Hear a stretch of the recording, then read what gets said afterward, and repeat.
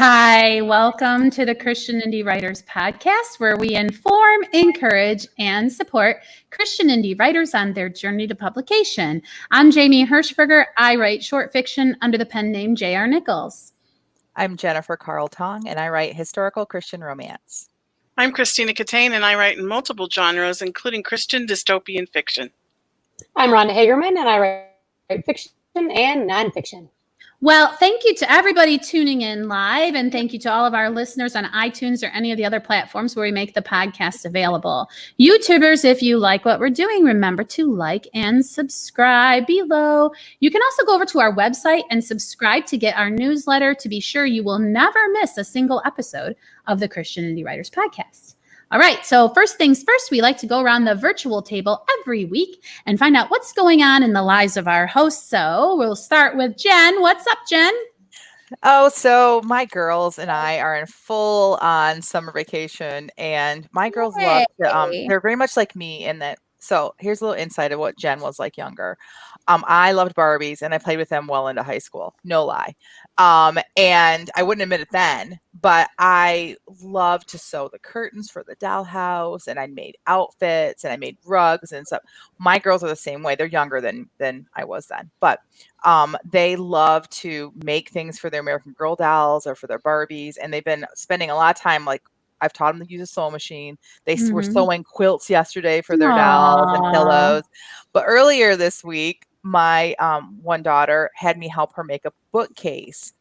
And so we're making this bookcase, and she's like, I'm going to have to look for things to put on it. And so I went off in my bedroom, and I did some little arts and crafts, thinking that like they were going to be like, Mom. And they loved it.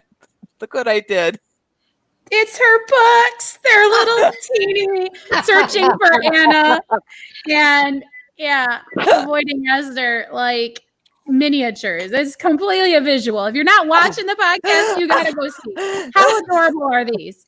She showed me the other day. I'm like, that has to be your what's up, Jen. You have to bring them to the podcast. So I made them super quick, thinking the girls can be like, Mom, and like just wouldn't want them. And they're like, oh my goodness, that's so cool, because they're already writing scripts for these little plays they're doing with their dolls, and they're like want to do product placement. They're like, oh, what are you reading? Oh, I'm reading Searching for Anna by Jennifer Carl. So now I feel like I should do them better, but that's what I did with my week. I didn't go to office hours, and we'll talk about that later. I did a little bit, but yeah. So arts they're and making crafts a with little Jen. commercial for your books. That's so sweet. That's hilarious. I love it. We need a live debut on the podcast. If they come up with a commercial for one of your books, that would be so sweet to do. Oh golly.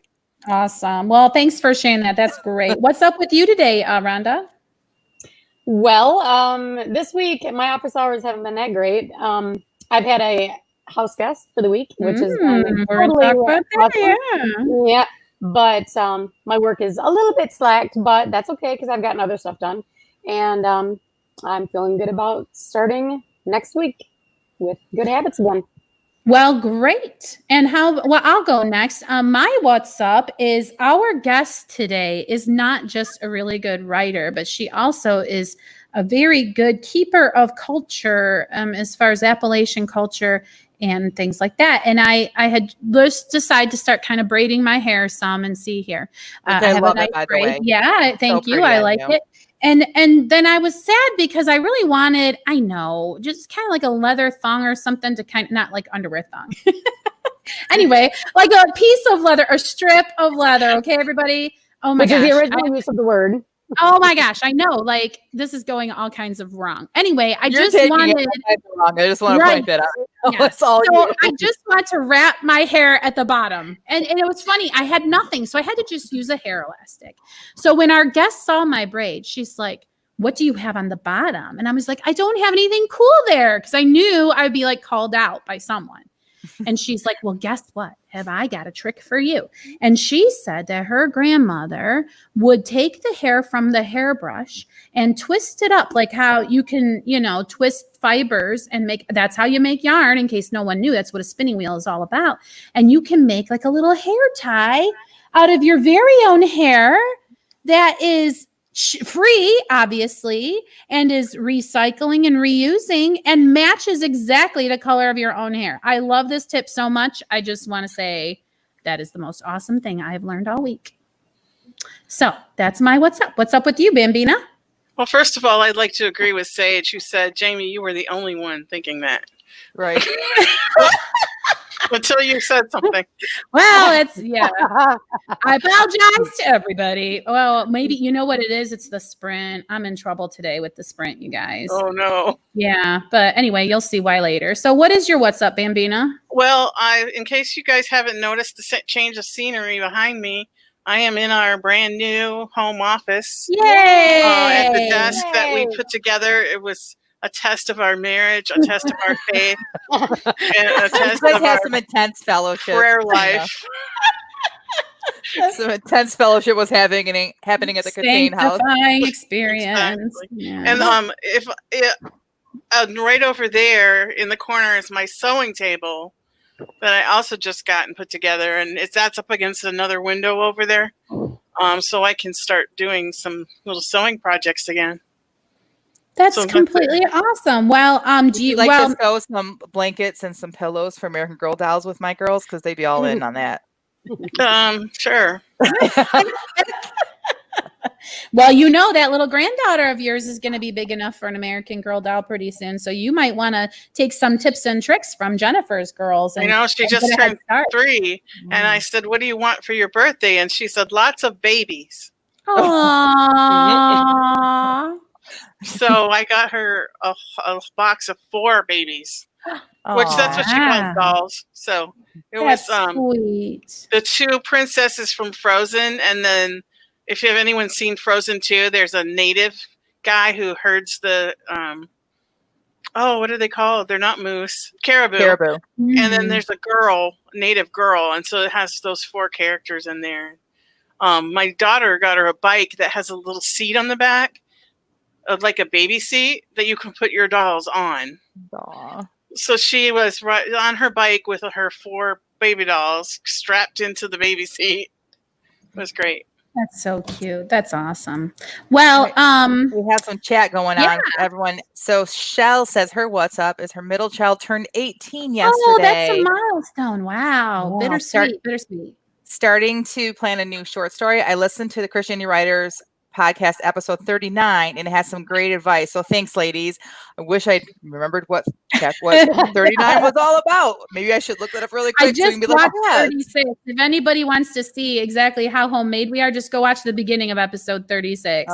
It's kind of like we're just like, oh, are we live? Yep. No fancy intro, nothing. It was just like, oh, ta-da, we're live. Hello. Sage says her what's up. I just got my first Patreon support. Yay! Awesome. That's awesome. Great. She says, I feel humbled that anyone want to support me. Yeah. We love to support you too, Sage. Everyone loves to share each other's stuff in this community. If you're new to this community, you'll learn that really fast. Piper, my what's up? Making time for family because my daughter is leaving Monday and have established my office at the beach 2 days a week. What? I need to know more about that. Girl. Beach office? Please tell me more. Yes. Do you need help setting your office up? I can am be available. there this afternoon. Do you need a secretary? Yeah, to bring you coffee or drinks with little umbrellas in them or something. Or just order them. I'm not going to bring them to you. We'll order them from someone else to bring to us. My girls. We'll hire my girls. Maria says her what's up is carrying on with her nano projects. So nice to hear someone still doing nano. So glad. The rest of us are like, what? Yeah. And doing final proofreading amending with my publishers for her children's fantasy novel. Nice. William J. Hi, William. He says, what's up? Working on my website. I'll be ready to launch it in a bit. That's so exciting. You ladies remember that? Those days when we were working on our websites and worrying about getting that, And then now they just kind of are there. We should probably do a whole nother episode on that. We should probably check our websites and make sure they are up to date and current. How about everybody? Make sure you don't have something in there like an old picture or an old coming in the spring of 2019 X, Y, and Z. It's sadly probably nothing you thought was going to happen. Or a link to your Patreon that you have discontinued. Yes, right. That's covered on ours. So that's not mentioning any names. Yeah, I have to do that too because I don't even know what's on my website right now. So thank you, William, for mentioning it because website maintenance, it is sort of set it and forget it, but you don't want to let it go too long being outdated. But Bina, I think we should mention names because there are people like she just mentioned earlier that she's gone back and watched old episodes, and we mentioned our Patreon, which we did have a Patreon early on, and we don't have it anymore because it was just a lot of work, and we were like nobody knew who we were, so we didn't have any really supporters really. Maybe we'll resurrect it at some point. So yeah. You'll hear us mention Patreon in early episodes, and it's not there anymore. Yeah, we gave real critique. It was kind of a critique group, so it was supposed to be instructive on people on how to do a good critique. But those days are gone. All right, anything else from the Doogie? From the chat? No? All right, so it's time to move on to the topic du jour, which is plotting with D's through plotting. And Tina came to us with this topic. And Tina, why don't you give us a little bit of a lowdown on why you thought we should cover plotting through plotting today? Well, I'm in another writing group, and we were having a discussion, and plotting came up, and a lot of them were struggling with how to plot. Some of them were pantsers who just didn't know how to go about plotting without losing their pantser magic, I guess you could say. And one lady had been plotting for a long time and didn't actually have much actual writing done. So there was a myriad of problems, but that was kind of, when we were having our meeting trying to come up with ideas, I was just thinking, well, here's some ideas of things that have come up that people actually are interested in. So yeah, I mentioned it to you. Sort of, we were talking about how you can just kind of get hung up in a never-ending cycle, plottity plot. I can see where it can happen. I feel like we are very blessed and fortunate, though, because here on the podcast, we have a resident expert on the subject of plotting, Miss Rhonda. She is the co-author of the excellent resource, Use This Workbook to Plot Your Novel. I say co-author because she wrote it together with her mom under a pen name, Dee Dee Bowman. And for the first time ever on the podcast, we are having a guest. That's right. A very special guest is joining us today. The other half of the other duo, Dee Dee Bowman. Barbara Bout joins us today. Rhonda, am I pronouncing her last name right? Bout. Yep. Bout. Great. Bowman. Yep. Barb is one of the 7 members of our original writing group, the Flaws writing group. It was the 4 that you see here hosting, plus 3 more. One is Vicky, our awesome webmaster. One is Gina, Barb's daughter, and Barb's mom, Rhonda's, whatever. Strike that, switch it around, correct it later. Anyway, the point is, Barb is one of the 7 members of our original writing group. She's a talented artist, an amazing writer, and one of our favorite supporters of the podcast. Welcome to the show, Barb. Yay! Our first guest. Welcome, Barb. Can you see me? I took the spotlight off, so. We can see you. Yeah, she had this lamp. It was like, she looked like she was being interrogated. So we said, maybe not, right? All right. So we've got some questions for Barb. But first, Rhonda, we want to ask you, is plotting something you enjoy, or is plotting a struggle for you? No, plotting is something I love. Okay, so I don't know how many people out there know that I struggle with ADD, but one thing that my ADD as a superpower in is planning. And so that means plotting is one of my favorite things to do literally in the world. And I've got probably 7 or 8 books that are completely, well, they're not completely plotted because I just didn't know where to finish plotting them, because there was always one more detail that I could put in, or one new thing that I thought of that day that I could just fit in there somewhere. Well, anyway, one day I was complaining about that to Barb, my mother, who we were working on one of our books together. And she held up this little, basically it's a bullet journal, but it's not for planning your schedule. It's for planning her plotting. Now, see, she's holding it up for those who are not video. Hold it back up, Barb. If you're not watching a video, it's just anything you could go to an office supply store or whatever. And she just picked one that she liked, right? Just whatever one. And it was blank inside, Rhonda? Well, what she did is she started creating these, basically her own printables with the information that she wanted to make sure that she got into every scene, every character, every whatever. And so she just started designing her own, she'll be able to tell you, but she follows a couple of different plotting theories or formulas. And so she So let me pause you right there, because one of the 4 only questions I get to ask Barb is, how did the workbook come about? So if you finish answering that, I have nothing to ask Barb. Okay, you can have that one. All right, Barb, how did your workbook come about? Well, Rhonda and I coordinate with each other to write stories. And in order to move the story along, I needed something in writing or something concrete to view when we're talking. And I just happened to show her my notebook and how I went from prepping to planning to the plotting. And she thought that was very helpful. And after working with it a little while, we decided that it might be helpful for someone else. So I heard Barb said that she goes from, she said something to planning to plotting. So you would consider this like a planning phase prior to plotting. Is that kind of what you're saying? Like you would use these worksheets to plan your plotting? You want to speak to that? They help you. Can I interject? Yeah. Yes. Go for it, Barb. Okay. What I said was we prep, we plan, and then we plot. And the workbook has little sections that kind of give you suggestions on how to go through those 3 steps. In prepping, what I'm talking about is when you first start with your story, you want to know what genre you're going to be writing in. Of course, you want to have a synopsis, a little blurb about what your story is about. Okay. And then once you know the genre, you do a little investigating and you decide, oh, a cozy mystery is between 65 and 80,000 words. So for me, being the organizer, quote unquote, that I am, I decided, since I have a certain strategy, I use a beat sheet for my plotting. I don't know what everybody else uses, but right, from like Save the Cat, right? Like that's a Save the Cat reference. Exactly. So if you guys don't know Save the Cat, you can look it up. A lot of people like to structure their novels that way, even though it's a screenwriting resource. And so what I think you're saying, Barb, is that if once you know what your book is supposed to have in it, your step is to make sure you don't forget any of those components, right? Correct. Because if you know you're supposed to have a climactic scene where the villain captures the good guy and ties him up on the railroad track, you have a ditto to make sure, or a worksheet. I call it ditto because I'm old.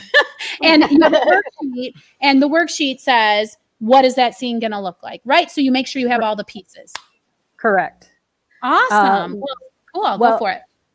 When you decide what strategy you're going to use, whether it's a beat sheet, snowflake, hero's journey, whatever it is, you have to know what points have to be included in your plot. Yes, so Jen, for you me, often talk about romance. My particular beat sheet is. Jen, you often talk about how romance has to have certain components in it, right? I have like, like 3 short misses or something like that. Right, exactly. And I have I follow similar to what she's talking about, and you guys have seen before my isolation booth. We talk about it, which is basically just a big version of my plotting format of how I do it. So yeah, every genre, I agree. Every genre has like their own beats, is what Barb would call it. I have like other terms for it. But yeah. Right. And so your workbook comes into play after a person knows what they're trying to accomplish. And this is to make sure that they get all those key components in there. Correct. And then the second part is the planning, and that's where you do your research and you're deciding who the characters are, what the settings are, that sort of thing. That if you put it in the notebook, then you can always have it for reference later. Awesome. I'm sorry. Go for it. No, go for it. Well, the third part is the plotting, which we're talking about today. And that is taking the strategy that you're going to use. In my case, it's the beat sheet. My beat sheet has 15 beats or plot points. I take those and make each plot point a chapter. That's just a terminology. So in my book, supposedly, or my story, I'll have 15 chapters, and in each chapter, the plot point has to happen during that chapter. So I will make scenes to go into that chapter to fulfill that plot point. That's really great. It's almost like a color by number write a novel situation. I hate to say it, but that's the way my brain thinks. So Me after too, Barb. the 15 chapters, if I have 4 or 5 or 6 scenes in each one, by the end of the 15 chapters, I should have a complete plot. And at the end of that plotting, you are done. Don't keep tweaking at this point, because you want to start getting your first draft done. Aha. And this is, so what you are saying is it also helps you know when the plotting is enough, because you have included the components of a quote good book, unquote, a right? Good story, good storyline. Okay, wonderful. So that's kind of what your benchmark would be. I'm done when I have an outline that satisfies the criteria of a good storyline, correct? Yes, our chapters are divided into scenes. Like I said, those scenes, when you're plotting, are basically synopsis of what action needs to be taken in that scene in order to move yourself to the next plot point or the next chapter. So basically, you're thinking linearly, and at the end of that, you should be able to start writing, not just, when I say synopsis, you're just pretty much putting down your ideas. So at the end of that, you will be ready to start writing. And you had another question for me that I'm going to jump in here now and say that you get to the end of the last scene, all the chapters are done, all your plot points are taken care of. You sit there and you go, okay, now what? You look at your paper and you pick up your pen and nothing comes.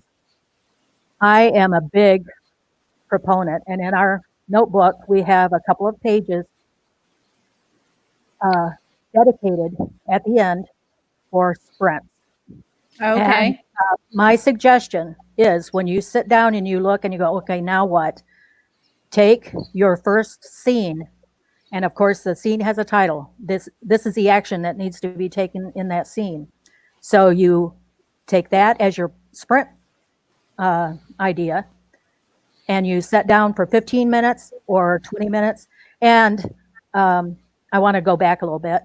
In the beginning, when you're prepping and you know what genre it is, say it's 80,000 words, that your plot points are 15. You divide the 80,000 by the 15, in each plot point, ideally, and nothing is written in stone. But this is a way it's to just guidelines, just benchmarks to make sure you're hitting those standards. Because like we talked last week, a customer, a reader of your book is going to expect your chapter to be a certain chapter length. They're going to expect your novel to be a certain page number.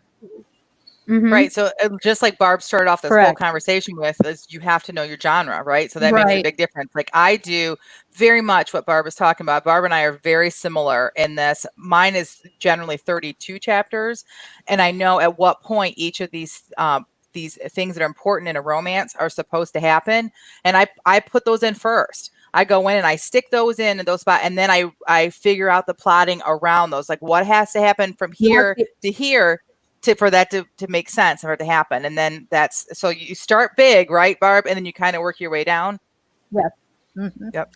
Yeah, you break it up into small bites. They say, how do you eat an elephant? One bite at a time.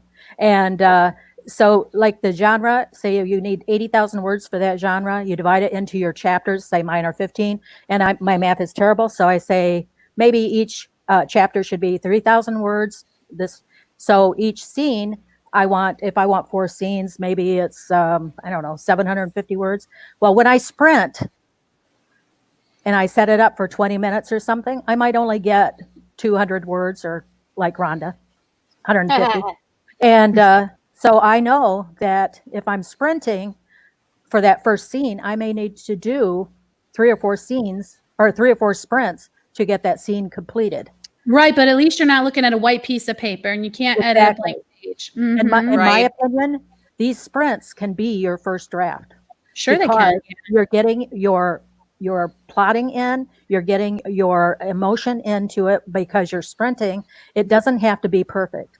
And my opinion, because I have a calendar in here also, One is for the plot, a calendar idea for that. But for your writing, you need to keep track. And if your goal is to be done in X amount of months, and you know that you do, say, 200 words per sprint, in order to get your work done within that amount of time, you divide that into your sprints. Do you know what I'm saying? I don't want it to sound too mechanical, but what I'm saying is, if you start with a little project and you keep building on that, at the end, you will be done. So. Yeah, every follower of Christian Indie Writers podcast, everybody knows what fans we are of sprinting. I mean, we include it every week. So we are 100% behind that. 100%. 100% behind that. And that's would have been my suggestion too, for people that are stuck in plotting. And then when they stop and they just can't get themselves to write, is just to set a timer. It's amazing what your brain does. Like when all of a sudden you just make it sit down and like, it doesn't matter what you do, just write something. And it's amazing how all of a sudden your brain shows up in ways that you didn't even know it could. Yeah, it's amazing. What do we got going on in the chat, Jen? Have you seen anything interesting pop up? I see that William J. writes serials, so he just has to make sure he's got his shattering moment nailed down and stuff like that. So he doesn't have to really tie together plot points and things. So that's pretty good for him. I don't see much else in the chat, do you? But we do have some more questions for Barb. Do Jen or Tina, either of you want to ask Barb a question, or I can lob one at her here? All right. So how can this book help me, Barb? I'm a pantser. Tina, you're a plantser, right, Tina? How do you plot your novels? Do you plot? I really like the Story Genius way of plotting, which you kind of go scene by scene, and you ask yourself what has to happen, and then you ask yourself about the motivation. Then you write down what is going to happen, and then what does that change? So Barb, the last question is like, so now what? And then you do a form. You fill out a form for each scene, and that moves it along as you go. Got it. So Barb, can your book help me? I mean, I'm a total pantser. Like if I plot the book, it's written, I don't want to go back and look at it ever again. So I have to discover the book as I write it. How can your book help me? Well, if you're writing a more than, say, 3,000 words, if you go back to it the next day, you might have trouble remembering if the name of the person is Mary, M-E-R-R-Y, or M-O-R-Y. Right. Good point. No, Good point. Guilty. So Guilty. you can use the workbook is good in that it'll be a depository for all of your general information. Commonplace. Say, did I? You get down into it and you say, did I talk to so-and-so about this?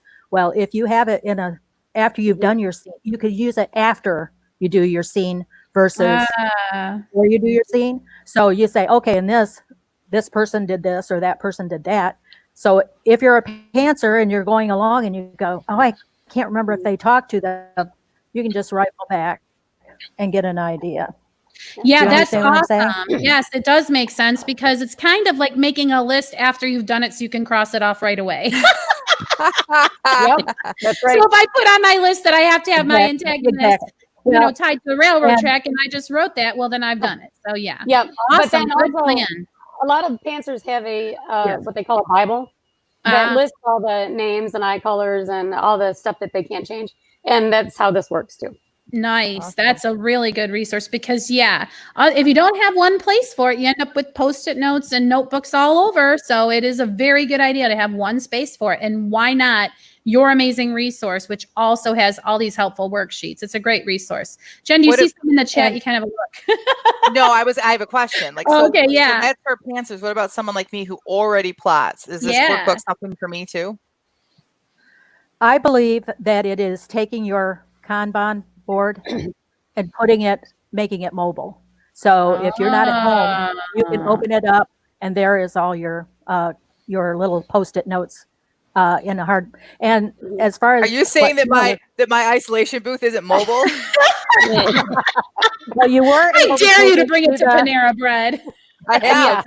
Tina was there. Was I? Did it not bring it, Tina? She did bring it to Panera Bread. Yes, she did. Oh my goodness! It's this big science fair. If you're new to the podcast, Jennifer has a big science fair poster board, and she has, it's the 3 compartment things, like legit at a science fair, and she's got her Post-its for like her outline and everything. It's very much a spectacle. That's why we're laughing. Yes, but you have to have it when you write with these ladies, because you really honestly have to tune them out. You have to separate your stuff. Just kidding. Shell I says, could just stay home. hey, I guess I could stay home. Thanks a lot, Tina. Shell says, I'm taking notes. So much good advice. And looking at the plot, your novel book, it makes so much sense. Thanks, Barb. So she's looking at the book right now as you're talking. So that's awesome. Yeah. Let me tell you how it helped me. Okay, as Jamie well knows, I need structure to get anything done. And this book keeps me from just going on forever and ever. Because when I get to the end, even though you can skip around, if I've got the whole book filled out, then I know if I'm trying to go back and redo pages, I'm procrastinating. And I need to stop immediately and start the actual writing part. So it's sort of like a boundary for me. Nice. Awesome. All right. Do we have any more questions for the other half of Dee Dee Bowman before we move on to the feeding of the backs? Ladies, I think that Rhonda just kind of answered that, but I'd be interested to hear if Barb has anything different to say about someone who's stuck in plotting and needs to transition into their actual writing. Yeah. Any more advice for us, Barb? Well, my problem is that I need accountability. And that's why Rhonda and I work well as a team, because when I am at a certain point, she can kind of give me a little encouragement. And in a way, when you're plotting and you write it down, you have a visual of your plotting, it will, I think, spur you on to the next thing. And when you're talking about going from actual, getting stuck in the plotting and going to the actual writing, I think every time you do write, say your scene or whatever, and you take your scene that's in your book, if you take and put that in another place, it is showing you that you're progressing. Pretty soon, your pile of scenes just keep going down, down, down, and you see a progress. Yes. And when you're doing a big project, even if it's something like paying off your debts, right? To see a big win, to see it, the balance is going lower and lower, is part of what keeps you motivated to keep going. So to have a visual representation of how much you're getting done on your book is so much more satisfying than files on the computer that don't have that same impressive, tangible, look at my book, right? Yeah. That's very true. Very good. Piper says, I really like the calendar pages because I pants my scenes, but needed to make sure the timeline was good. And this works great for me. Yeah. Very good. There's a pantser who's actually using the book. That's great. Yep. Mom, can you explain the calendar page real quick? Because that's the only page that I really wasn't sure how I was going to use it in the beginning, but it totally makes sense now. So just a super quick, 2-sentence synopsis.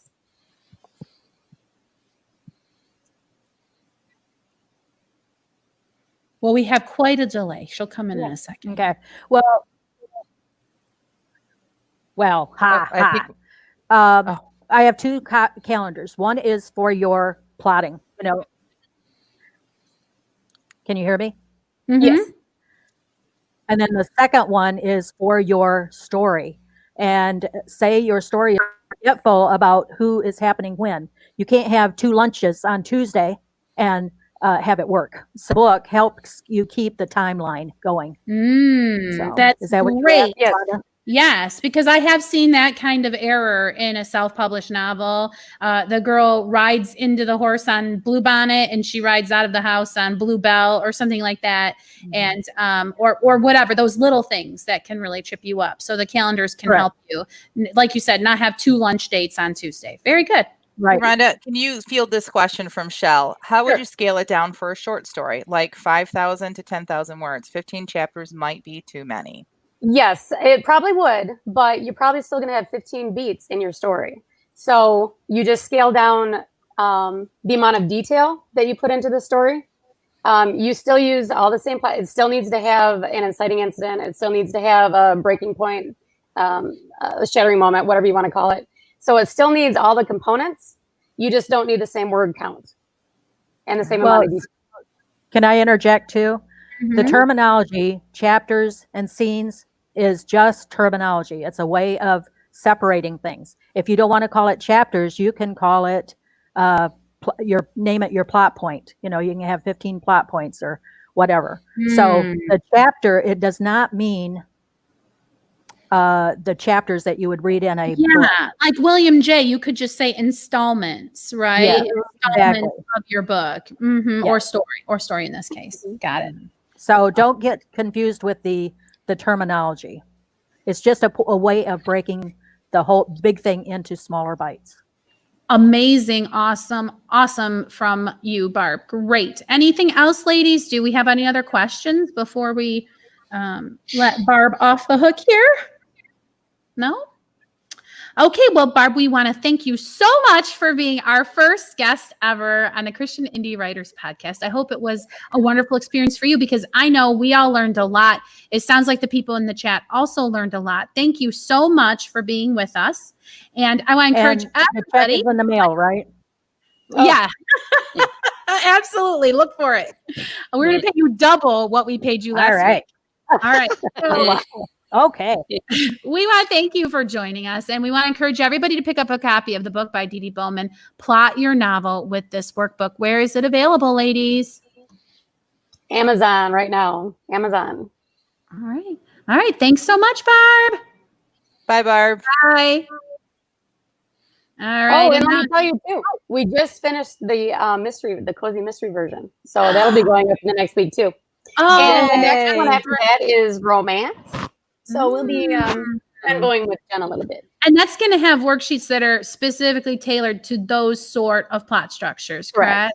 Yep. Fabulous resource. Really looking forward to that. Great. Okay, so we've got to move on to the feeding of the backs. What is that? Well, it's just a funny play on words for the term feedback. It's where we give each other feedback on our writing. And we only do positive feedback because these are 15-minute sprint pieces that we took 0 time to edit. We literally wrote them just before we came on the air. So all of the feedback is going to be encouraging and supportive. If you would like to take a crack at our writing sprint, check out the prompt this week. Set your timer for 15 minutes and then share a tweet with us to let us know where we can read your sprint. Jen, what is the prompt today? Today's prompt, I had it up on my phone. My phone went to sleep. Today's prompt, write a scene in which my phone just refreshed. Someone tries to be helpful, but they end up being a distraction, or a helpful action ends up being a distraction. Yes. Do you not have your piece? Because I can pick. I do. My piece is fine. I just didn't have I had the prompt on my phone, and my phone. I had Instagram. Thank you very much for refreshing. Okay. 1 hour. That's all I need. You take as much time as you need. Me and the girls will make dinner. No. The word was out before I could stop it. And the confused and deflated look on my husband's face told me that it had caused damage. I tried to repair. I only need an hour. Then I can make dinner. You don't want me to make dinner? It's not that. Then what is it? Mm-hmm. It's just that I only need an hour. You can watch TV or go for a bike ride. Have fun. You don't have to always find some sort of work to do when I write. He smiled at me. It doesn't feel like work. Plus, it makes me feel good knowing I've taken something off your plate. I tried to smile back reassuringly, all the while wondering how full my plate would be after my husband's act of generosity. I settled into my office chair and opened my laptop. My screen hadn't even made it past the Lenovo branding page before there was a knock on my office door. A tiny miniature version of me stuck her head through the door. Mom, where does this go? I tried not to sigh at my innocent middle daughter as I surveyed the item in her hand, a spatula. The bathroom, I answered, my sarcasm sounding harsh even to me. Mini Jen raises an eyebrow at me, another trait straight from me. In the toilet or the tub? Yep, she's me, all right. It goes in the kitchen, in the utensil holder with the rest of the utensils.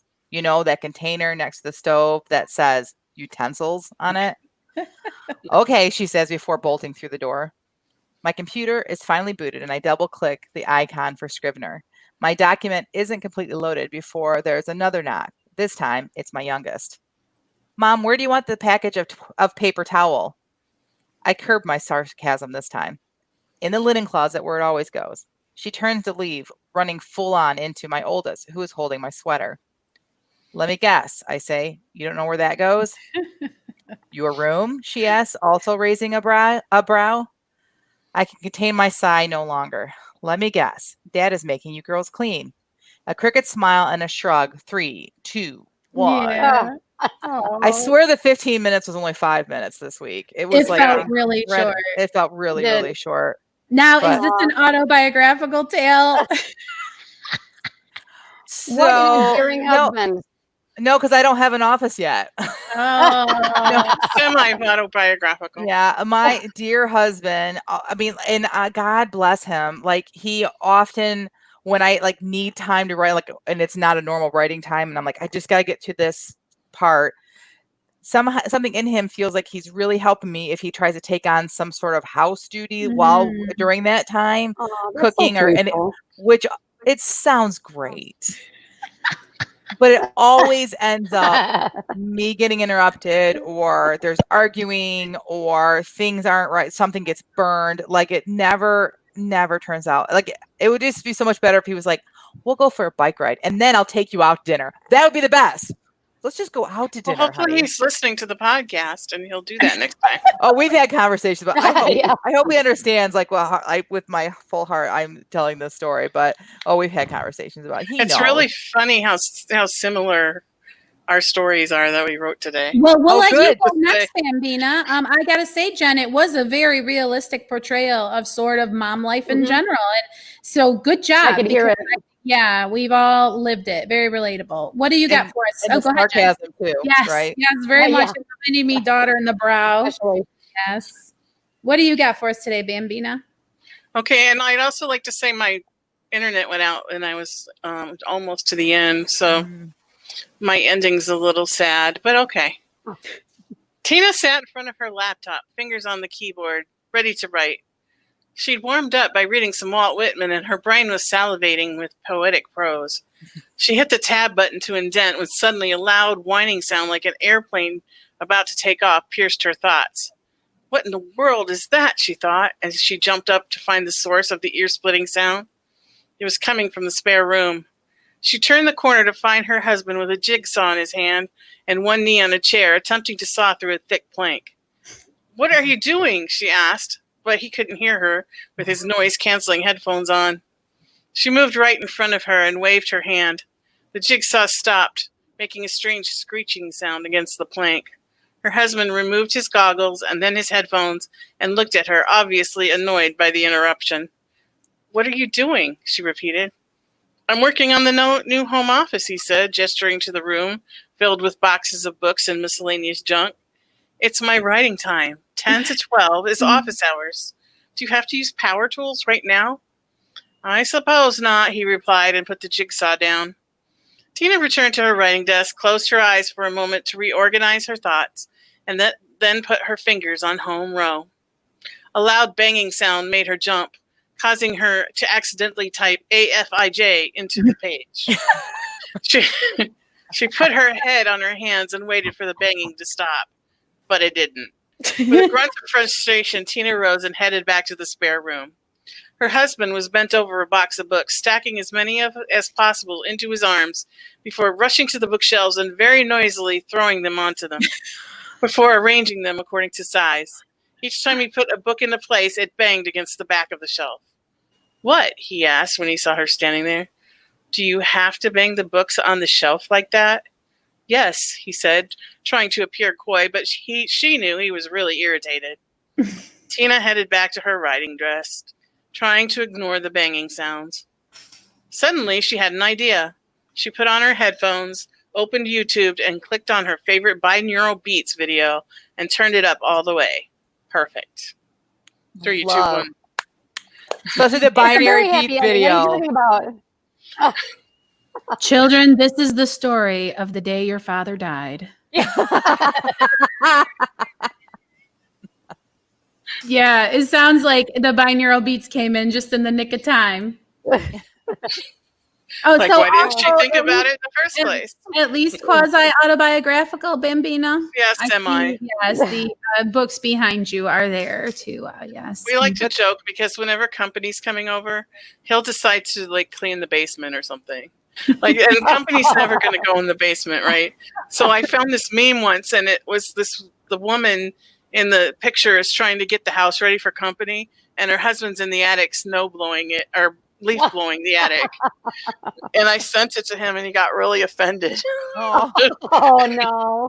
But I just thought it was hilarious because that's him to a T. Like, let's Well, go it was clean very something good that writing. never Yeah. seen.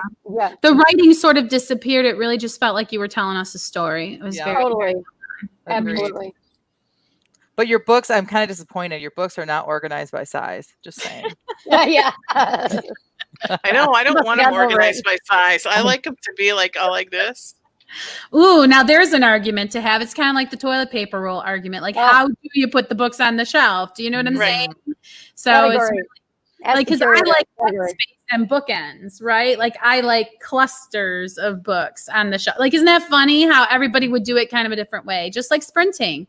So I'll read I mine. should take a picture of my bookshelves in the living room because Yeah. there's his shelves on the left and mine on the right. I Yes. would like to see And you that. could see the difference between his, like, they have to be. Yeah. You should, Instagram that and tag us in it so I can share for everyone else to see it.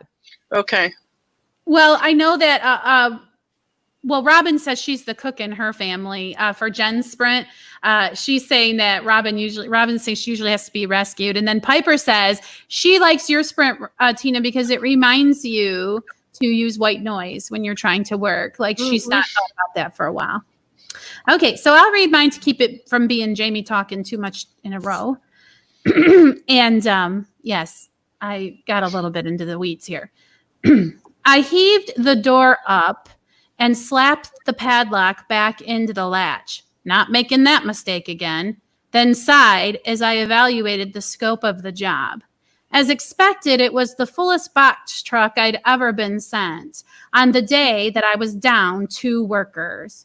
As I pressed my lips together hard and shook my head, trying to remember that this job was going to pay off the Christmas layaway, can I give you a hand with that?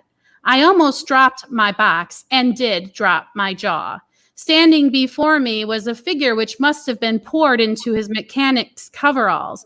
The seams stretched at the shoulders, and the fabric was tight across his narrowed torso, thanks most certainly in part to a well-formed physique on the other side.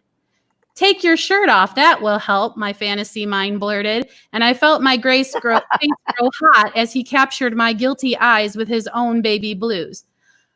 No thanks, I said, silently berating myself for seeing this man's body before acknowledging his offer to help. Be the change you wish to see in the world, Catherine, I admonished myself, heaving the box up to a shoulder carry, feeling especially proud of the maneuver in front of such an audience, and carrying it to the appropriate shelf. The new guy, the boss's kid, Eric, I presumed, caught up with me there and slid another 2 boxes in next to mine. Nuh-uh, I said, jerking a thumb over my left shoulder. These are extra wide. See the green sticker here?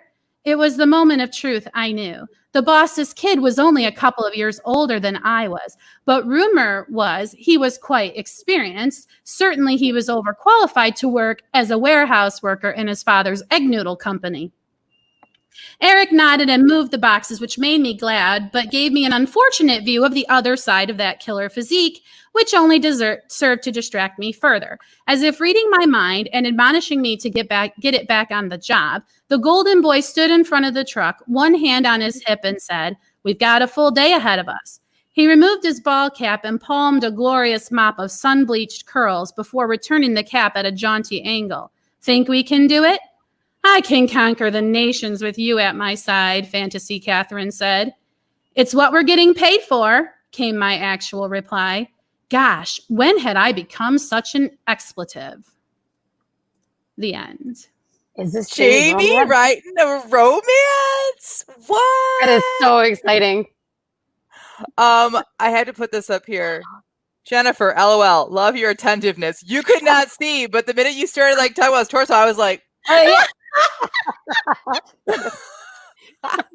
For those of you that are listening, not watching, you missed that. Funny. Yeah. Wow, JV. Very impressed.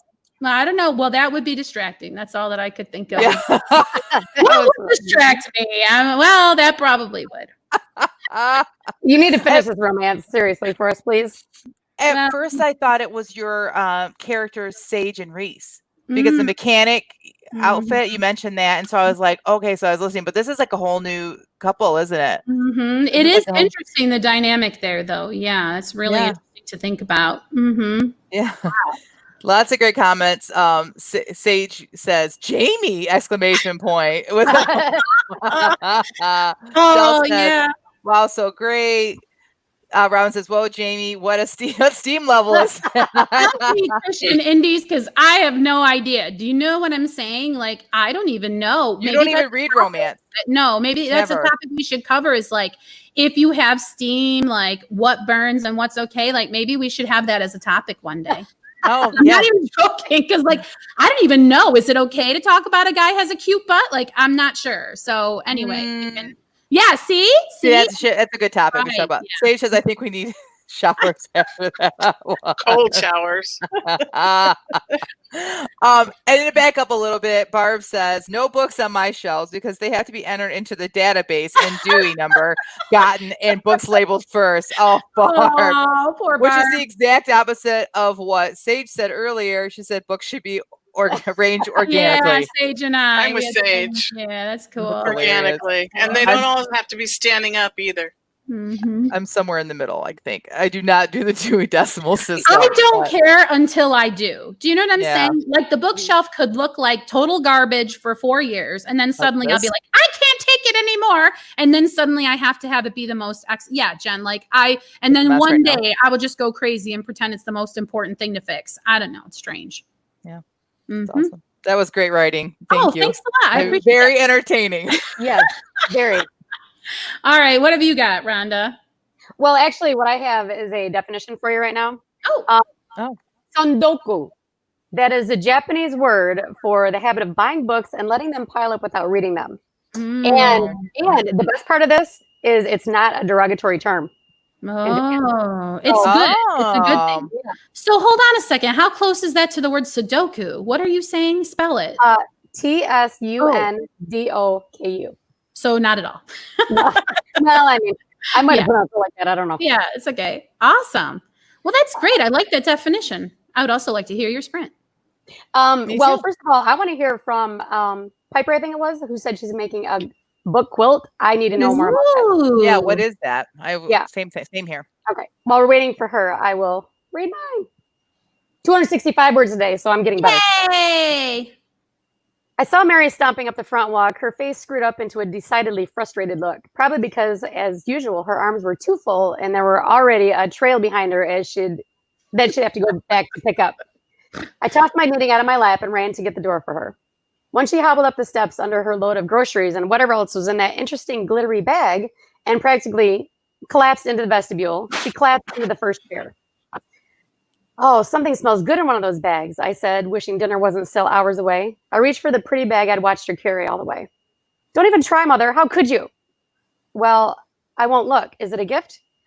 Mom, who cares? What does it matter now? She wailed. My life is over.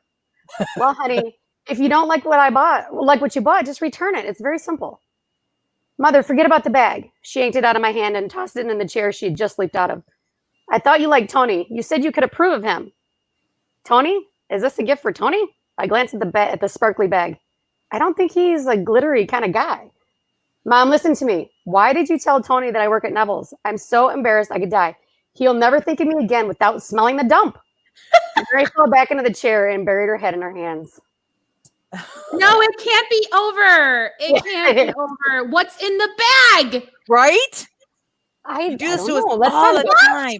Let's figure it That's out. the distraction, isn't it? What's in the bag? I want to go look in the glittery bag. Well, yeah, who cares about the bag, Mom? Well, I do. I want to know what's in it. Is it tasty? Can I eat it? Something that smells good. Oh, I really want to know. What a good scene. I love that. You totally built the anticipation, obviously. Oh, good. Thank you. Love it. Wonderful. And always with the characters. man, throw the knitting down and jump up to open the door. As usual, she's caring too much. I mean, these people obviously have known each other for their whole lives instantly, just like that. It's great. And I love the daughter's hyperbole, like her life is over. Yes. Oh, my daughter's like that. She'll say, I died. Like she almost died like 12 times a day.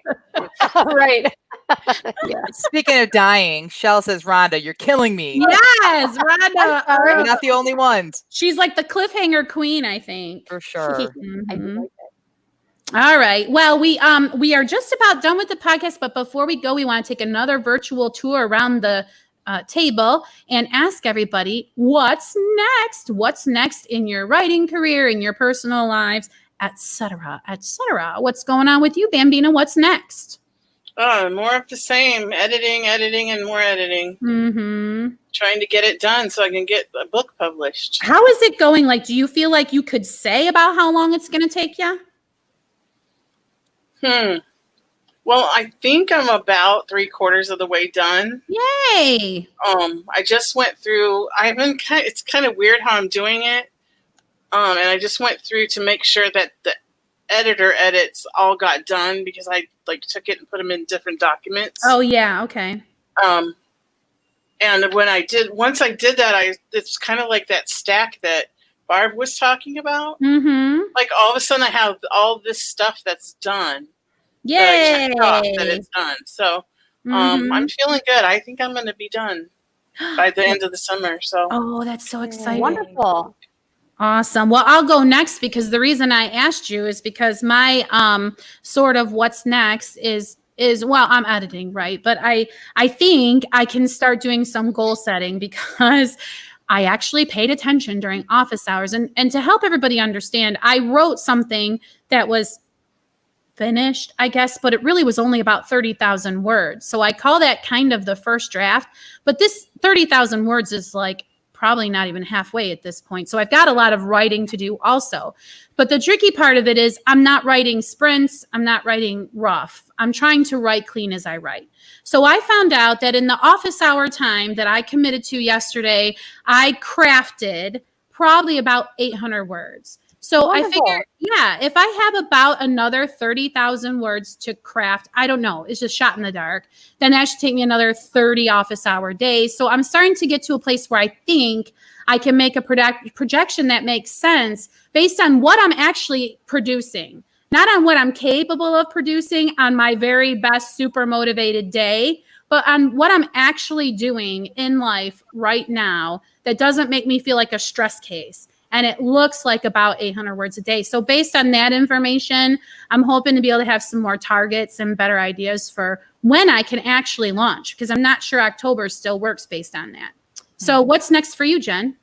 Well, let's hit the our chat first. All right, and Piper said that her what's next is trying to work on her work in progress. Haven't been writing much, so really need to set boundaries around my writing time. Yeah, good for you. Be strong. It's hard. Yeah, painting kitchen, bringing DD to airport. What is DD? Daughter. That's right. Mm-hmm. Darling daughter. Mm-hmm. Okay. So I'm very similar. Like I had a lot of things around the house that just were distracting me. And so I did take this last week off. Now, if those of you that are just tuning in, 2 weeks ago, I announced that finally the weight around my neck was released. I finally was able to stamp first draft on. Yeah. So awesome. So yes, that albatross is gone. So I celebrated by taking this week off, except for today, of course, and Tuesday, which is our business meeting. But Monday, Wednesday, and Thursday, I took off, and I was able to check a big, huge thing off my list that was kind of here at the house that was just feeling like it was weighing me down. So my what's next, I've taken 2 weeks off of the novel. Usually I take a month, but I'm kind of on a time crunch more than usual. So this next week is I'm going back in for editing. So I'm a little nervous about that because every time I feel like I pick up this book, I'm like, oh, it's terrible. But I am going to go at it with that. I'm editing. It may not be the best thing I've ever written, which I know it's probably fine. I'm just being too hard on myself, but I'm going to start editing this week. I'm showing up for office hours every single day and spending that time doing a bunch of editing. So if you can, just pretend it's someone else's. Someone else sent you something and you're just cleaning it up. Right. In our chat, we have some more stuff. I'm sorry, Rhonda, were you going to say something? No, I just said that's great advice. Shell says her what's next is Sheila wants to try plotting her short story, and she's going to try using the novel workbook to do it. Yay! Rhonda will really want to know how it works out. Yes. Yes. And Barb. Good or bad. Robin says next week she's focusing on cleaning up her newsletter and new social media tactics. Feel the same way for us too. Sage says her what's next is hosting author to pub quiz trivia night tomorrow night. What? Okay, I need to know more about that. I don't know how to know what anything is going on. I'm like, you know what I mean? I know Facebook events. I don't know, like, to have Twitter alarm you when something cool, like, I don't even know. We're gonna have a whole episode about social media frustrations. In fact, that's our topic for next week, and maybe that's gonna sneak its way into the outline somewhere because I'm crafting that today after this episode. But there's so many things that I just don't get about how to stay informed and what to do. And so if that's a topic of interest to you, you'll want to tune in. And if you know anybody else who's just starting to build a social media platform or is as frustrated as I am about knowing the difference between a twit and a post or any of that stuff, tune in. I know that we've covered social media before on the podcast, but this is basically you're there and frustrated what to do. So join us. Okay. So, what else, ladies? Did we get everybody's what's up? Also, if you have questions that you would like us to answer, please reach out to us because if we don't know the answer, we will do really hard to look up that answer for you. So, and if you know anybody who would like to be a guest on the Christian Indie Writers podcast, like Barb was today, we do have some requirements and some parameters. If you go over to our website and you clicked "Be a Guest on our show," there's a form there to fill out. It's an interest form, and if it turns out that we think you're in alignment with our mission and vision, we will reach out to you. Specifically, things for writers, not for writers, right? Not promo. We're not promoting. Not promoting. We don't do promo. Yeah, that's why I didn't get an interview about my book or whatever. We understood that Rhonda's book is going to be very helpful to Christian indie writers, and we do encourage you to leave a review. Especially if you were blessed to receive a free copy, it would be real nice if you could go over and leave a review of the book. Yeah, how are those reviews coming in, Rhonda? Are you getting reviews back from the people that you gave copies to? Yes, we've gotten a few, and they're very wonderful. I feel like I should pay some people because they're very, very nice reviews. Yeah, and Rhonda, I wanted to say earlier, but I didn't get a chance to jump in. As soon as the Hero's Journey workbook is done, you need to let me know. Oh, yes. All right. Maybe we'll put it on the docket. Yeah. Okay, so what is left? That's it, right? We covered all the bases? All right. In that case, this concludes this episode of the Christian Indie Writers Podcast. Until next week, may your pen be prolific, may your deadline be met, and may all of your words honor Christ. Bye now. Bye.